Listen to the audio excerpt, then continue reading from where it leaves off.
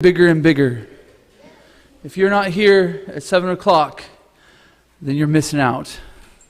Because I was thinking, wow, how wonderful it is. The pujaris have made such a nice arrangement for Radhakala Shanjaji to look so wonderful, the whole altar. Right? The curtains opening right at 7 o'clock. Early. 2 minutes early. It's amazing. All the children here, I think I counted around 30 to 35 people. Yeah, it's amazing. It's growing. And all the children here, so I'd like to thank all the children, and then I thank the parents, because I don't think they just walk here by themselves. If they do, you might get talked to.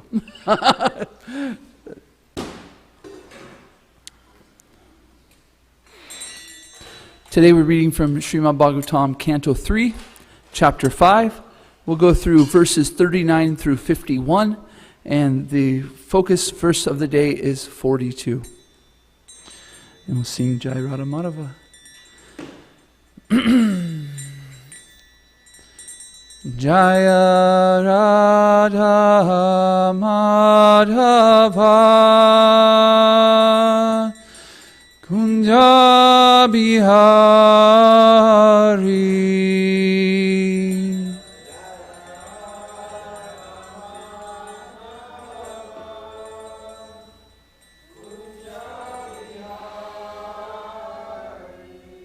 Jaya Radha Madhava Kunja Bihari.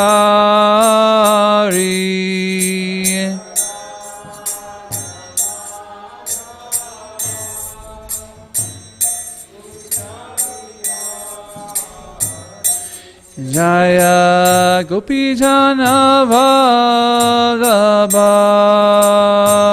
Girivaradari.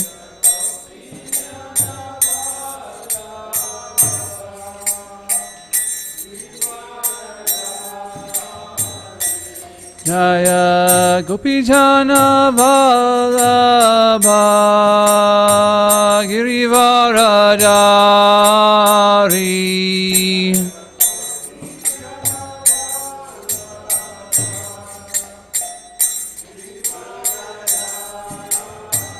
Yashodanandana Brajajana Ranjana.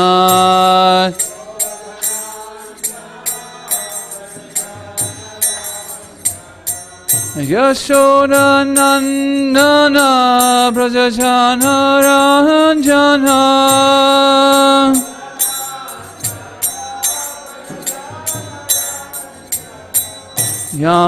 Yamunatira Vanachari.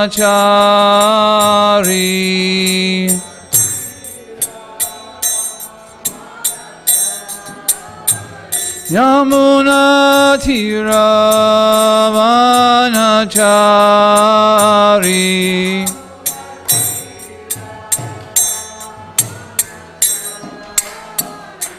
Jaya Radha Madhava Kunja Bihari.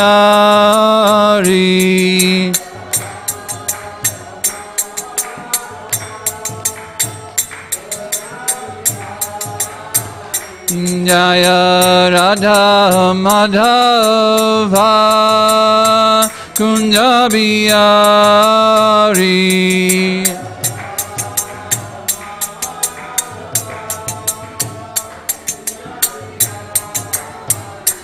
Jaya Gopijana Vallabha Girivaradari.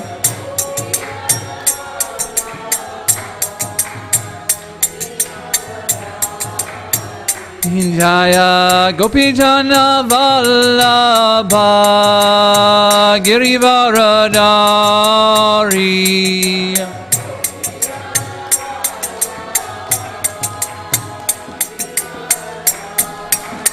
Yashodanandana Brajajana Ranjana.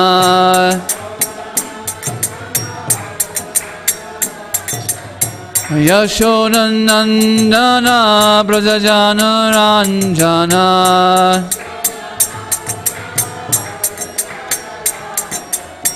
Yamuna Tiravanachari Yamuna Tiravanachari Jaya Radha Madhava Kunjabiyari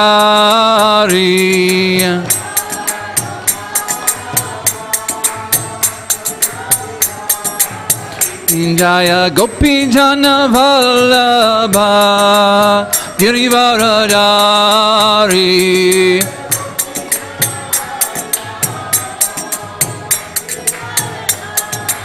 Yashodanandana Brajajana Ranjana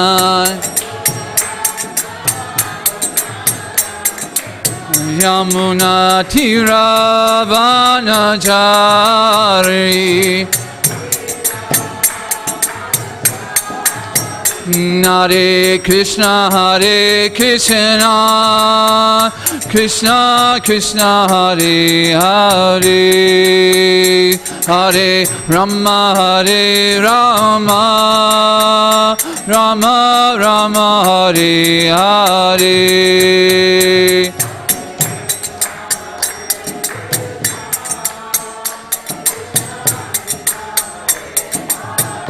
Hare Hare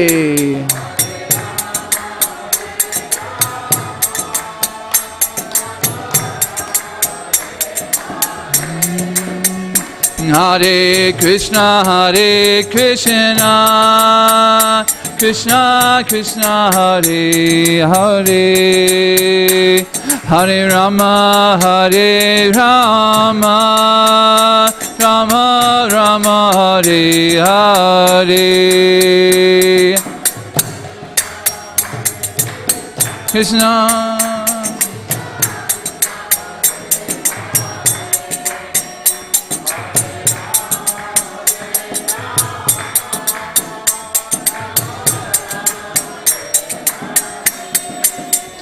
Jaya Radha Madhava Shri Radhe Madhava Shri Radhe Jaya Radha Kalasanji Radha Kalasanji Shri Radhe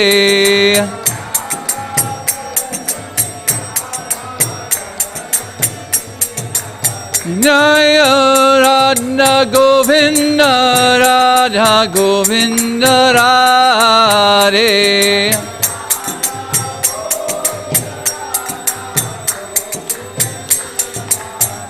Jaya Jaya Prabhupada Prabhupada Jaya Jaya Prabhupada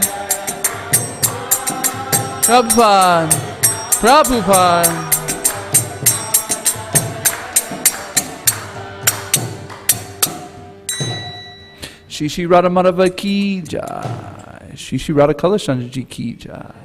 Shri the Prabhupada ki jai.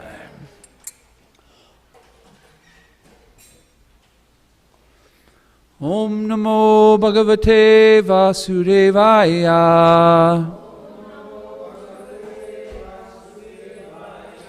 Om Namo Bhagavate Vasudevaya.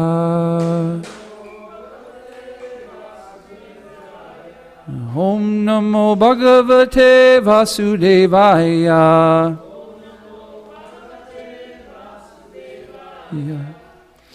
All repeat together. Narayanam namaskritya naram chaiva narottamam devyam sarasvatam visyaham tato jayam yudirayat nasta prayasa abreshu nityam bhagavata sevaya bhagavati uttamasoke bhaktir bhavati naishtiki Om Gantamarandasya Gananjana Shalakaya Shakshuranmitiham Yena Tasmai Shri Guruve Namah. So reading from Canto 3, Chapter 5, text 39 through 51, focusing on 42. The theme for today are the benefits of taking shelter of Krishna's lotus feet and the position of the demigods. So the theme 1 is the benefits of taking shelter of Krishna's lotus feet. Second, the position of the demigods. Just a 5. Canto 3, text 5. We'll go 39 through 51. So 39 and we'll finish the rest of the chapter. Is the focus first, yes. So if we could turn, let's start with 42 today, please.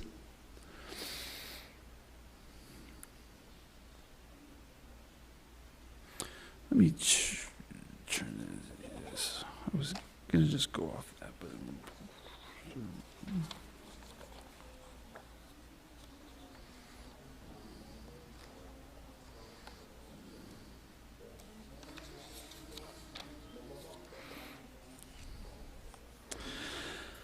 Okay. Yadshadara Srutavatya cha bhaktya Yashadraya Srutavaya cha bhaktya Samrijamane hirdavadayaya Samrijamane hirdaya vadaya Jananaya vagraya balena dira Janena varagya balena dira Rajema tate nigri sagrod pitaham Nigri Vajena tamte nagrita roja pitaham. Somebody like to repeat, please. Stop. Cha cha jaya.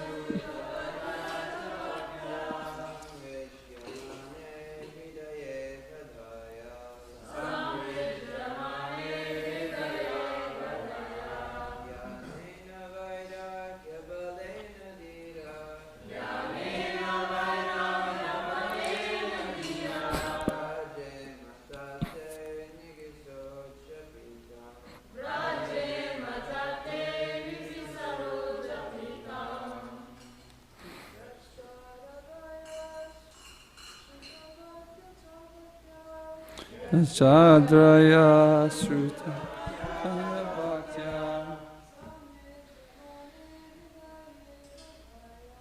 Samrajamane hirdavadayaya Ganena vayagrabalena dhira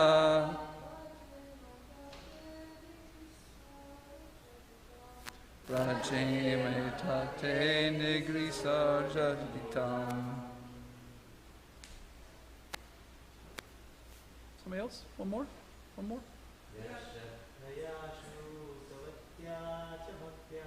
Yashadraya srutata cha bhaktya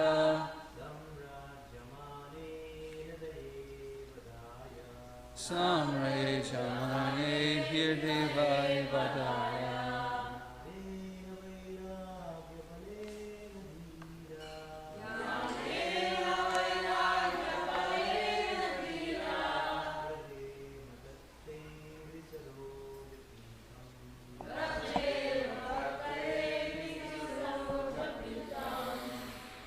Okay, then we'll do the synonyms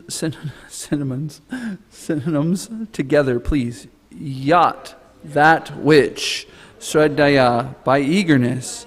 Srutvatya, simply by hearing. Cha, also. Bhaktya, in devotion.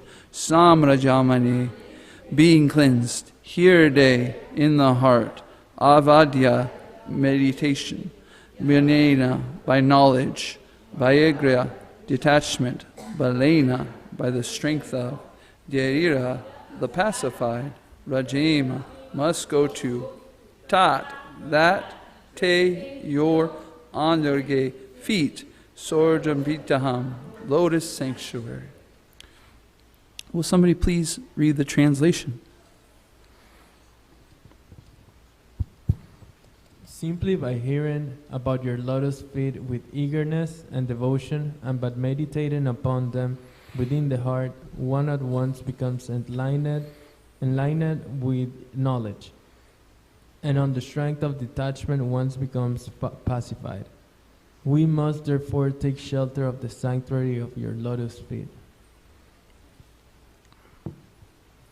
Somebody read the first paragraph of the purport, please. The miracles of meditation on the lotus feet of the Lord with eagerness and devotion are so great that no other process can compare to it.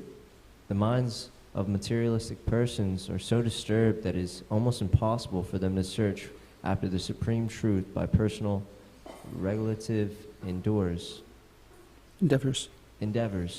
But even such materialistic men with a little eagerness for hearing about the transcendental name, fame, quantities, etc., can surpass all the methods of obtaining knowledge and detachment. The conditioned soul is attached with the bodily conception of the self, and therefore he is in ignorance. Culture of self-knowledge can bring the detachment from material affection, and with such detachment there is no meaning to knowledge. The most stubborn attachment for material enjoyment is sex life. One who is attached to sex life, to be understood, is devoid of knowledge. Knowledge is followed by detachment. There is way of self-realization, these two essentials for self-realization, knowledge and detachment, become manifest very quickly in one performed devotional service to the lotus feet of the Lord. The word Dhira is very significant in this connection. A person who is not disturbed even in the presence of cause and disturbance is called Dhira. Suri Yamunacharya says, since my heart has been overwhelmed by devotional service of Lord Krishna, I cannot even think of sex life.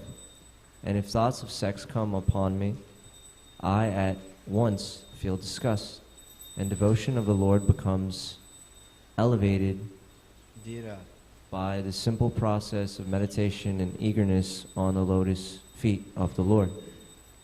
Next paragraph, somebody please. Devotional service entails being initiated by a bona fide spiritual master and following his instruction in regard to hearing about the Lord. Such a bona fide spiritual master is accepted by regularly hearing from him about the Lord. The improvement in knowledge and detachment can be perceived by devotees as an actual experience. Lord Sri Chaitanya Mahaprabhu strongly recommended this process of hearing from a bona fide devotee, and by following this process one can achieve the highest result, conquering all other methods. So, we're in ignorance currently. As we spoke about yesterday, what is that ignorance?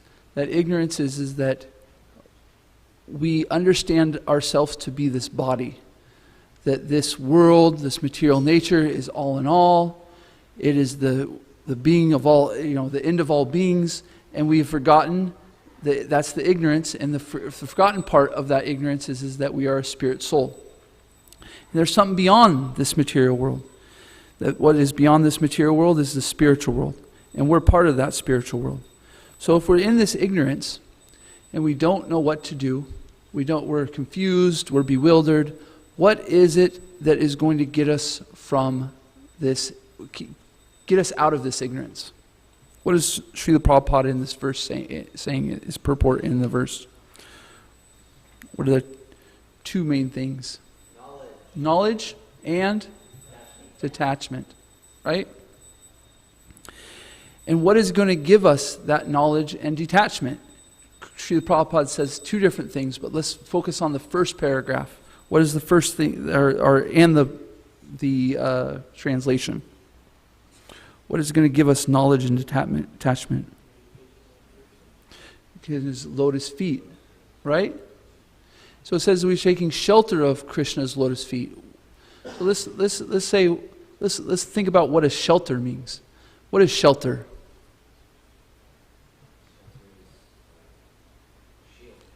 Grab him a shield.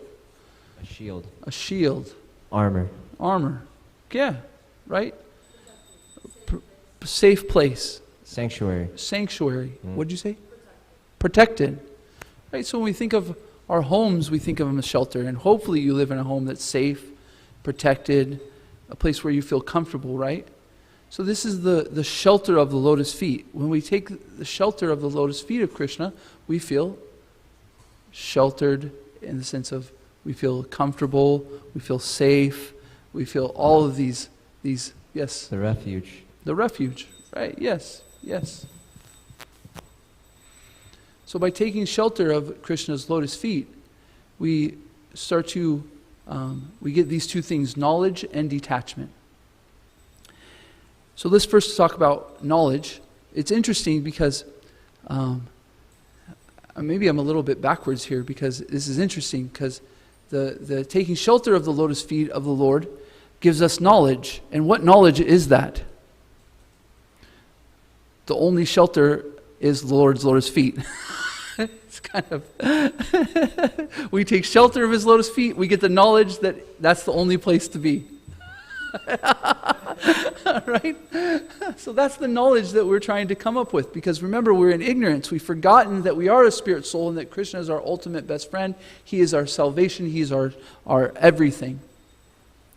So then we start to find some surrender and we start to say, Krishna, please take care of me. And that's through this knowledge. And then through this knowledge becomes attachment.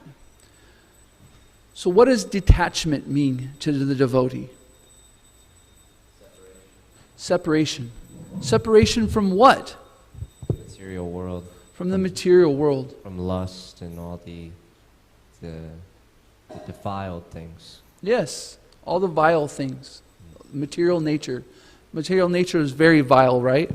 It just abuses us and abuses us and abuses us, and we go back for more, and we go back for more, and we go back for more, until eventually we go, wait a minute, maybe I should do something different.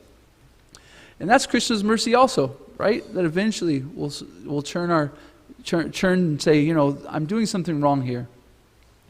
The Redeemer. So, the what? The Redeemer. So for the devotee, detachment doesn't mean that we are completely renounced and that we just sit and we do nothing. The only way to become detached is to get a taste for something higher. To give up something lower, we must have a taste for something higher. I was thinking about food, right? And if you're eating out of a box and you're in college, and my wife left, so I'm going to tell this story. When I first met her, my parents make really good enchiladas. My mom makes, enchiladas. So my girlfriend at the time, my wife, says, I can make enchiladas. Yeah. Oh my gosh, yes. Nanda braja was once a rascal. Still am, but just a different degree. So she buys... She would be so mad if I was telling this, but she buys the frozen burritos from the store. The frozen pre-made burritos. They're cheese and bean burritos. And then she buys a can of enchilada sauce. And then she buys some shredded cheese. And so she cooks the burritos, throws on the enchilada sauce, the canned enchilada, and throws on the cheese. And well, if you're in college, hey, that's a pretty good meal right there. And that's what her point was, is like, this is what I lived on. This was college, what I did, But I was like, man, I appreciated the effort, of course, but when you've tasted mom's enchiladas, that are homemade and this and that, we got some work to do. So the point being is that when we're in college, or when we're, in a lower, in a situation where things that we're doing are of how do I say this? I'm trying to figure out how the words I'm saying. Sometimes our taste, sometimes our position is that which is we're attracted to things that aren't that tasteful for somebody who knows something higher, right? So I knew of my mom's enchiladas, and so when I got these, I was like, thank you, but like, ooh, you know. So for instance, the devotee who's hearing from Srimad Bhagavatam and taking shelter of the lotus feet of the Lord, they're starting to get to they get a taste for the highest. They're hearing about Krishna's pastimes. They're hearing from the devotees. They're hearing about their dance. Well, here, we just experienced it, right? We're singing and dancing, and then we'll go feast later. And this is the spiritual life of the devotee. So naturally, the material nature, the things that are causing us the frustration, we give up. And this is detachment for the devotee. Is we're no longer attached to the lower things. We're no longer attached to material nature. We become attached to the spiritual nature. And so our renunciation becomes renunciation of lower, our material nature, but it becomes we become accepting of spiritual nature. So in the second, yes, Trista. I just had a thought when you mentioned how we were all chanting and dancing here. It's like there's a taste for sleeping in. There's like a lot of like pleasure that people get out of like sleeping in super late. But you can see that the people who are here, it's like they've rejected that lower pleasure for the higher pleasure of the morning program. So I like your point. Yeah. And the interesting thing too is that even some people that come into the mode of goodness or passion start to do this too. They'll get up and they'll work out at 5 a.m., like get their energy and stuff. Like, we're not saying that that's bad or anything like that. But the point is that even some of these things that we do, like getting up early, aren't necessarily giving us transcendental bliss. And I'm not trying to downplay what you're saying. I'm trying to add on to it in the sense of that because we're coming up, getting early and engaging in devotional service, that our hearts start to soften. And we start to feel that joy of just Krishna consciousness, of being with Krishna and his devotees. It's so sweet. So, yes, Sudevi. On that point, the other day we had Guru Prashad Swami was at the Krishna house, and there was a class in the morning, and this one man, he's like, with all due respect, he's like, I just admire you all so much. You're all so pure. He was like commenting on the devotees that they're, trying to do something like really high. And he's like, but don't you just ever want to do what us regular people want to do? He's like, don't you see like a beautiful woman and just appreciate the beauty? Or don't you want to just like go do something kind of like nonsense kind of thing? And Guru Prashad Swami was like, well, I think most of us already have done all that. And he made a good point. Like, yeah, we have done that. We know what that is. And this is higher. I like your point you're making.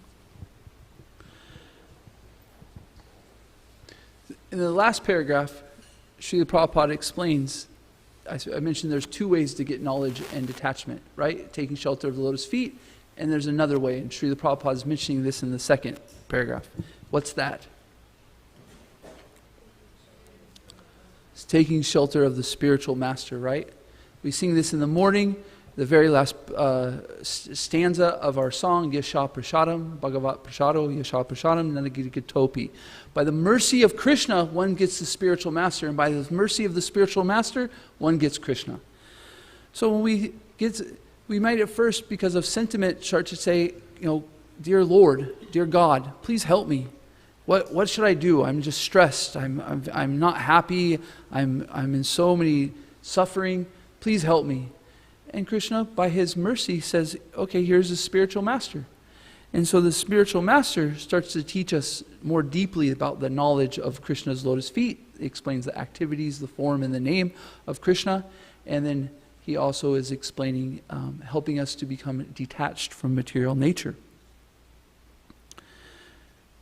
Srila Prabhupada, our preeminent guru, has given us these purports.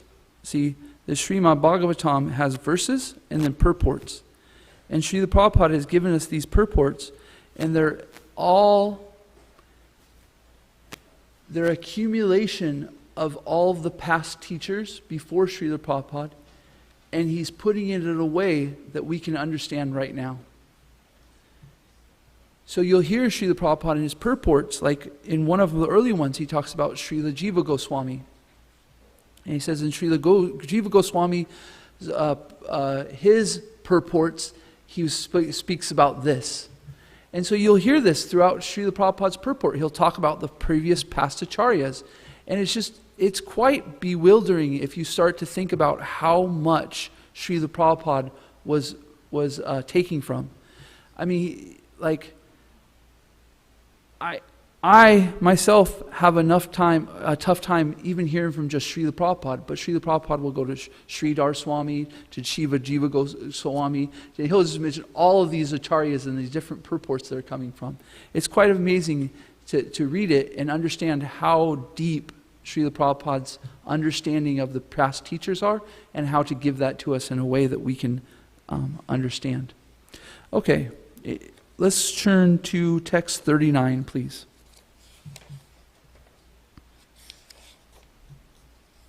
Let's start reading the verses, please. The demigod said, O Lord, your lotus feet are like an umbrella for the surrendered souls, protecting them from all the miseries of material existence. All the sages under that shelter throw off all material miseries. We therefore offer our respectful obeisances unto your lotus feet. So the demigods are speaking, and why are we hearing from the demigods? Well, the demigods are so blessed by Krishna that they can see the past, present, and future. That they are given, they are the confidential servants of the Lord, and they're giving this great responsibility. So hearing from them and knowing about this, hearing from them is like hearing from the spiritual master. Let's go to verse 40, please.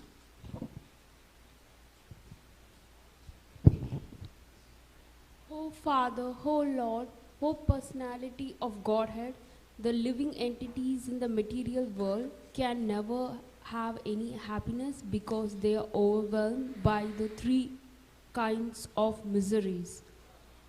Therefore, they take shelter of the shade of your lotus feet, which are full of knowledge, and thus we take shelter of them.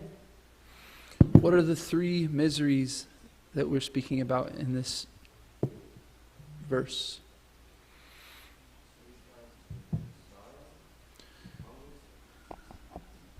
Okay, so you said hunger.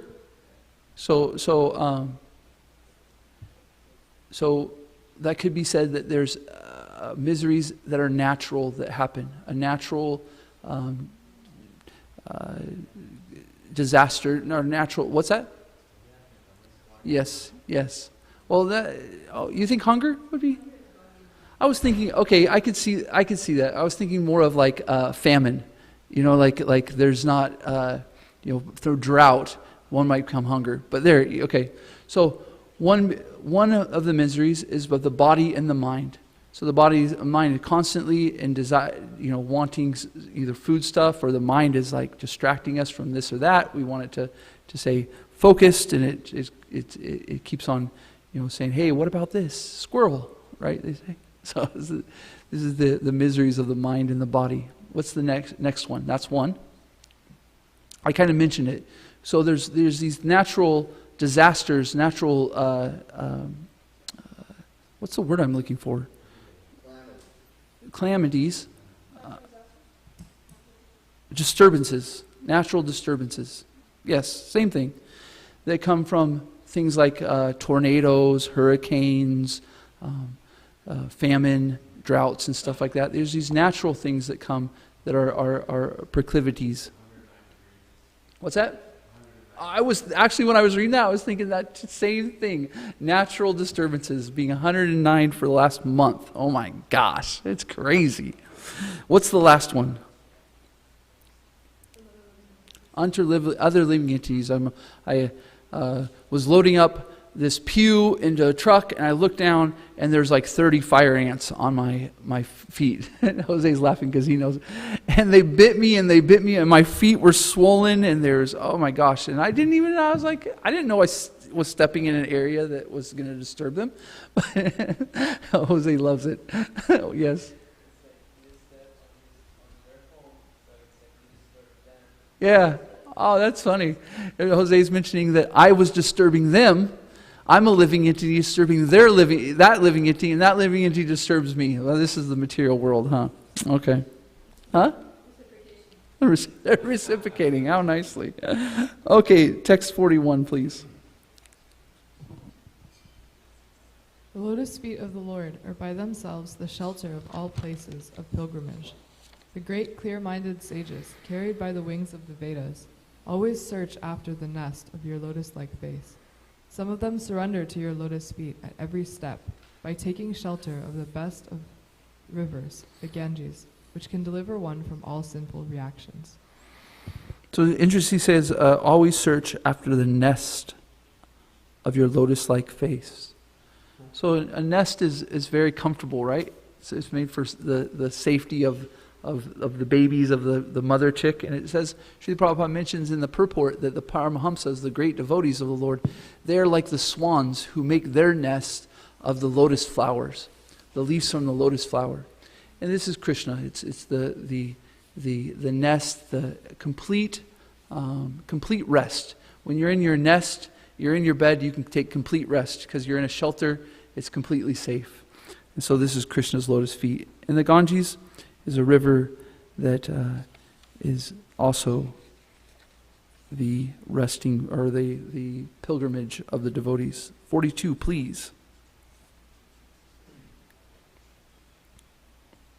Simply by hearing about your lotus feet with eagerness and devotion, and by meditating upon them within the heart, one at once becomes enlightened with knowledge, and on the strength of detachment, one becomes pacified. You must therefore take shelter of the sanctuary of your lotus feet. 43, please. O Lord, you assume incarnations for the creation, maintenance, and dissolution of the cosmic manifestation, and therefore we all take shelter of your lotus feet, because they always award remembrance and courage to your devotees. So we mentioned earlier that the demigods are servants of the Lord. So the demigods have taken shelter of worshiping the Lord. Whereas the demons, Srila Prabhupada mentioned, they don't worship the Lord. So this is the difference between demons and demigods. Demigods take shelter of Krishna in worshiping Him, and the demons, they want nothing to do with the worship of the Lord. 44, please. O Lord, persons who are entangled by undesirable eagerness for the temporary body and kinsmen, and who are bound by thoughts of mine and I, are unable to see your lotus feet, although your lotus feet are situated within their own bodies. But let us take shelter of your lotus feet. So I am the surveyor of all that is. I am the owner of everything. I am God.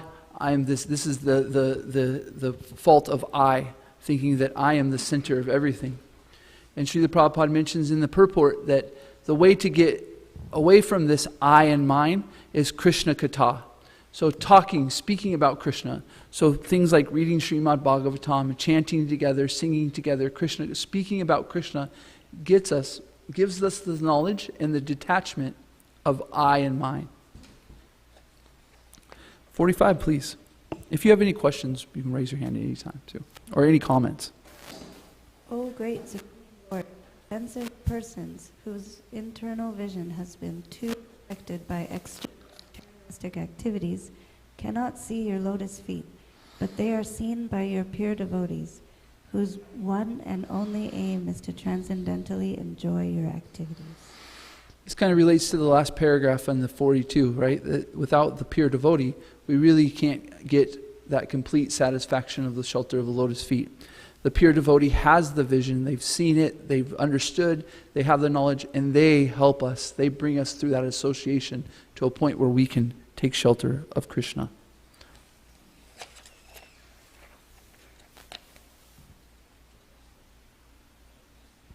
"46, please. O Lord, persons who, because of their serious attitude, attain the stage of enlightened devotional service, achieve the complete meaning of renunciation and knowledge, and attain the Vaikuntha Loka in the spiritual sky, simply by drinking the nectar of your topics." The spiritual world is where it's at. Go there. Others who are pacified by means of transcendental self-realization and have conquered over the modes of nature by dint of strong power and knowledge also enter into you, but for them there is much pain, whereas the devotee simply discharges devotional service and thus feels no such pain. 48, please. O original person, we are therefore but yours only. Although we are your creatures, we are born one after another under the influence of three modes of nature, and for this reason we are separated in action. Therefore, after the creation, we could not act concertedly for your transcendental. O unborn one, please enlighten us regarding the ways and means by which we can offer you all enjoyable grains and commodities, so that both we and all other living entities in this world can maintain ourselves without disturbance and can easily accumulate the necessities of life, both for you and for ourselves. You are the original personal founder of all the demigods, and the orders of different gradations. Yet you are the oldest and are unchanged. O Lord, you have no source or superior. You have impregnated the external energy with the semen of the total living entities. Yet you are unborn. And last. O Supreme Self, please give us, who are created in the beginning from the Mahatattva, the total cosmic energy, your kinds on how we shall act. Kindly award us to perfect knowledge and potency so that we can render you service in the different departments of subsequent creation. Subsequent creation. We're asking, please help us so that we can do the service. Any questions, comments, thoughts? Yes, Jose. It's off topic, but it's when you were talking about the difference between demons and demigods, and the one thing that came into my mind was Indra. So can a demigod become a demon because of like offenses?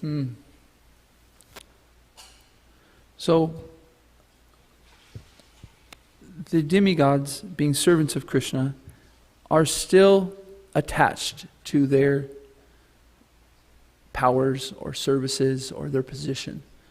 So they're not necessarily, not all of them are pure devotees in that sense. However, there are some demigods that are in that position of pure devotees of the Lord. And so there's two different ways. Sometimes people make mistakes, right? We make mistakes. Demigods make mistakes. We get bewildered. We get illusioned. And then there's a second way where Krishna is actually arranging it in a way so that there can be a lesson. For instance, Arjuna is a pure devotee of the Lord. He never forgets Krishna, and he never doesn't know his duty. However, the Bhagavad Gita, Arjuna, in the very first chapter, is bewildered. I do not know what to do. I make so many reasons why not to fight, and Krishna, ends up telling him, you must fight, right? Well, that was because Krishna is arrangement for the movie, the wonderful movie, the wonderful Leela of Krishna. And so sometimes like Indra or the demigods will be put into what's called Mahamaya, or the influence they'll be put into an illusion by the influence of the Lord, so that some nice story can be taken. Or Yogamaya, excuse me, thank you. Yogamaya, not Mahamaya. Mahamaya is material nature. So by Yogamaya's potency, There'll be illusion, but before the purpose of the Lord's purpose. Does that make sense? Anybody want to add to that? Thoughts? Talking about, we know that sex is death, but we know that... I'm sorry, what was that? That sex is death, okay. or living in the body is death, material world death, spiritual death. Mm.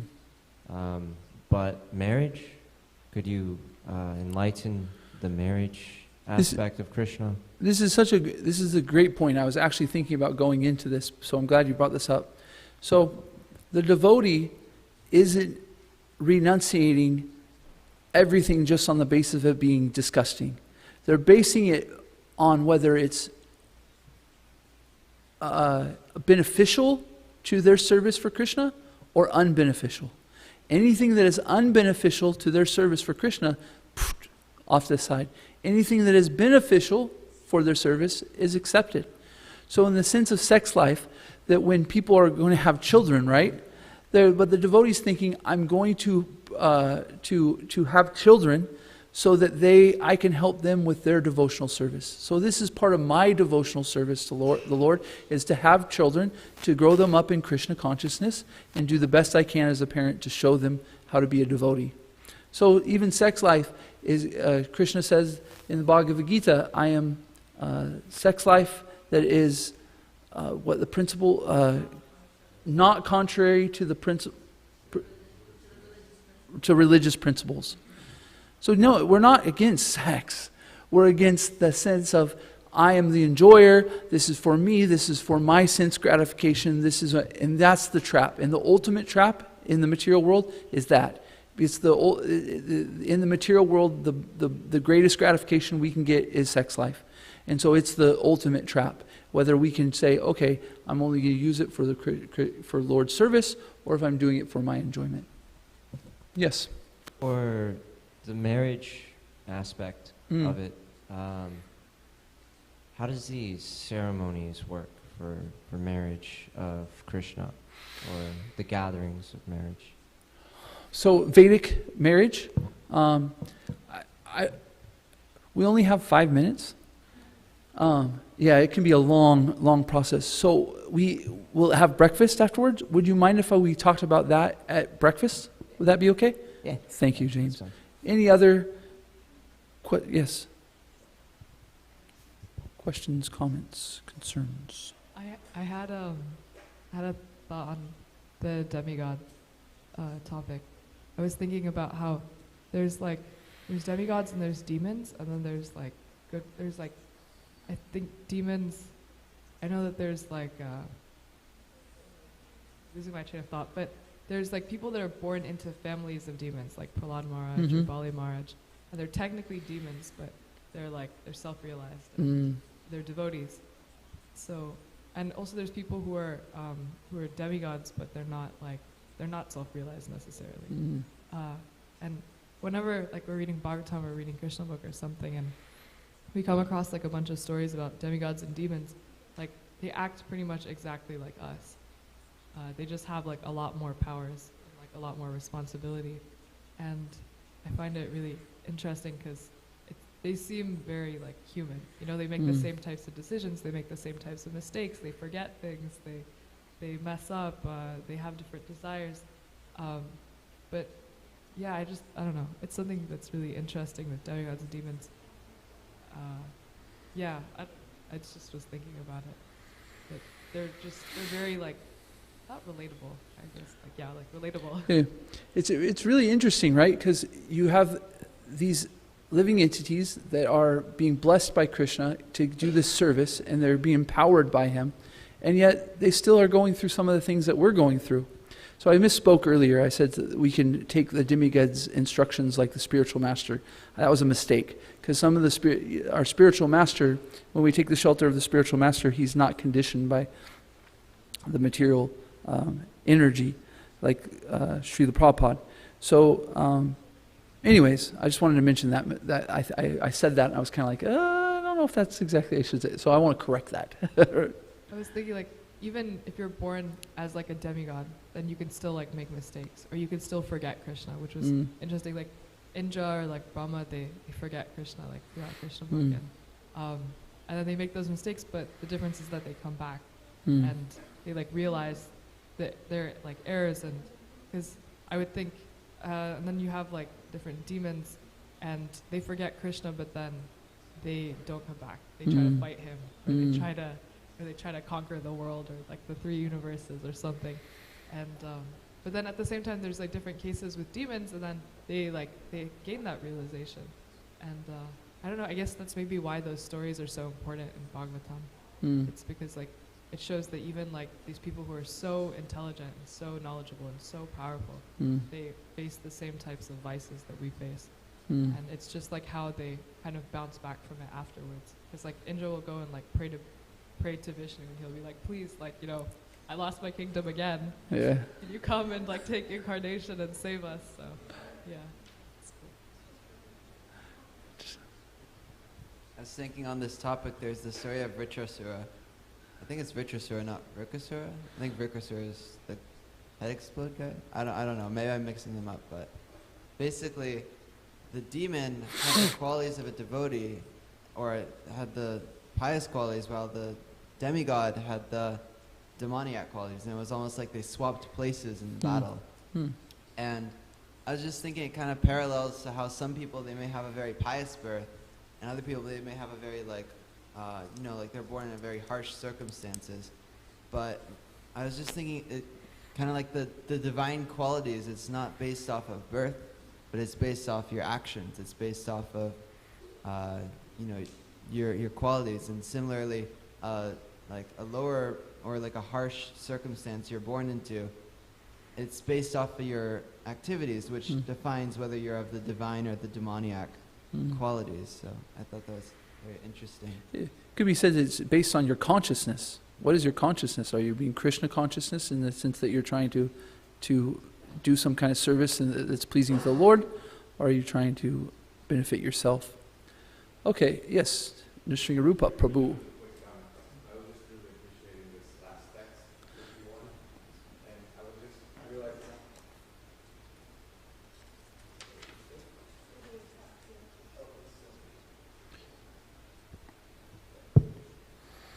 That if you just replace O Supreme Self with O Radhakala Chandra, how nice the prayer is, like this personal prayer to the Lord.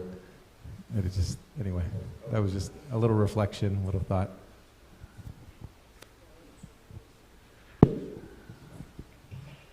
Jai, Shishi Radhakala Sanji. Yes, Prabhupada Priya. I just really like this verse, number 41, where it's very poetic. He says, the great clear-minded sages carried by the wings of the Vedas always search after the nest of your lotus-like face. I was thinking that, he's comparing them to the sages are like birds, and the wings, what enables the birds to fly is the knowledge, the Vedic knowledge. And then where do they fly to? They fly to the shelter of the nest of Krishna's lotus-like face. So, I was thinking that knowledge has this liberating and empowering quality, that it gives us wings to fly. And we can fly over this forest of material enjoyment and go back to find shelter at the nest of Krishna. Jai.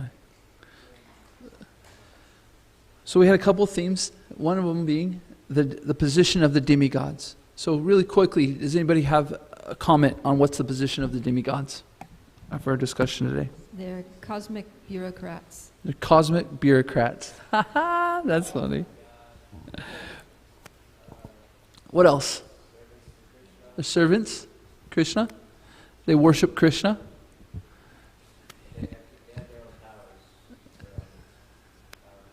Yeah, different responsibilities. Yeah. Well, not the demigod. The demigods are always. Yes. Go ahead. So they are karma mishrit, the bhaktas, devotees. They are not pure devotees. They do morning program, and rest of the day they enjoy their senses. Jai. Oh, in that kind of, in that sense of Prabhupada, I've heard it described like Krishna's like the president and the demigods are the cabinet ministers. Like The cosmic bureaucrats. Okay, and the other theme was the benefits of taking shelter of shelter of Krishna's lotus feet. Please, what's the benefits of taking shelter of Krishna's lotus feet? Being redeemed. Knowledge.